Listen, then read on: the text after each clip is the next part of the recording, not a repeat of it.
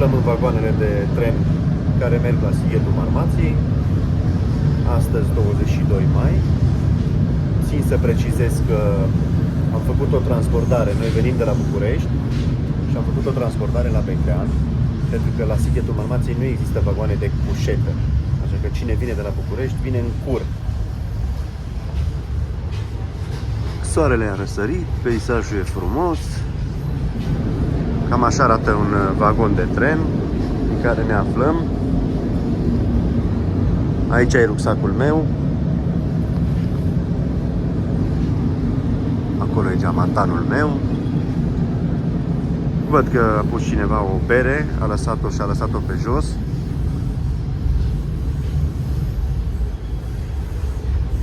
Peisajul e super, super, super. Toată lumea vrea alegeri, toată lumea vrea voturi și nimeni nu face mai nimic. Uite, de exemplu, și o noapte întreagă de călătorie să mergi în fund nu mi se pare normal. Eu am venit la cușetă până în Beclean, dar din Beclean am fost nevoit la ora 5 dimineața, 5 jumate, să mă trezesc, să mă ridic, să vin în vagoanele de Sighet. Când mergi spre București, la fel aceeași poveste. Se pleacă din Sighet până la Beclean și se urcă în vagoanele de cușetă care vin de la Baia Mare. Cam asta este România, dragii mei.